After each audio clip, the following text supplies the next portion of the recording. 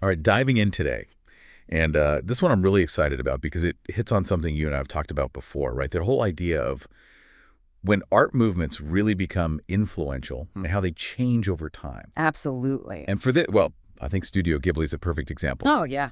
So we've got a bunch of articles and interviews here looking at Ghibli's history, how their style developed, what they're up to these days, and also their impact, like way beyond just their films, which is huge. It really is. So, ready to get into it? Let's go. Okay, so first things first, right from the start. What struck me was how Ghibli, they just carved out this totally unique space for themselves in animation. It's true. I mean, right.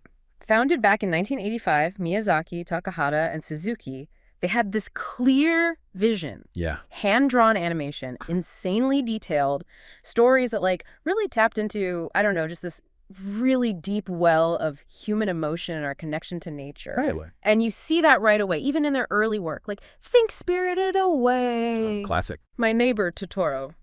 Princess Mononoke. Right. Right from the get-go, they were doing something different. Yeah. I mean, you can just tell a Ghibli film instantly, right? There's that look. Oh, absolutely. It's those unbelievable landscapes, so full of life. The way the characters are so expressive and how they weave those fantasy elements into normal everyday stuff. It's so skillful. It really is. It's like there's this real artistry to it, almost like a painting. Uh-huh.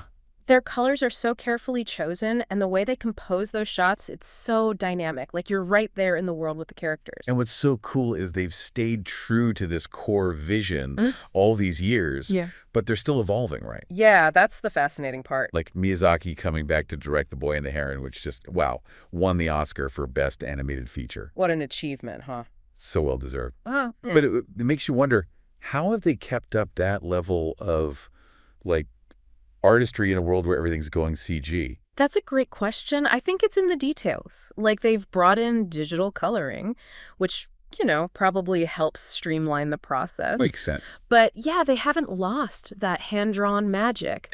And even thematically, The Boy and the Heron feels like it's exploring familiar themes lost, the blurry lines between fantasy and reality, but with a deeper kind of introspection maybe. Yeah. And it's wild how their influence is spread, right? It's everywhere. Like that cozy, nostalgic vibe you get from their films. You see it popping up in video games. Oh, yeah. That indie game, Baldo, totally had those Ghibli vibes. Baldo. Or all those lo-fi art streams online. Why do you think that is? Why does that Ghibli feeling resonate so much? I think maybe in this digital world, we crave that handcrafted touch, something that feels real, tangible. Like the Ghibli Museum in Japan, it's a perfect example. Right. It gives people a physical space to actually connect with the art and all the merchandise, Totoro plushies, art prints, all that. It speaks to this desire to hold on to a piece of that world. It's interesting though, right? This commitment to hand-drawn animation when you've got the CG giants, Pixar, DreamWorks. It feels like such a bold choice. It is. I mean, for some people, it's like they see it as artistic integrity, refusing to compromise their vision no matter what the trends are. Okay. Others, they might say, well, doesn't that limit you in such a, competitive industry? Uh-huh.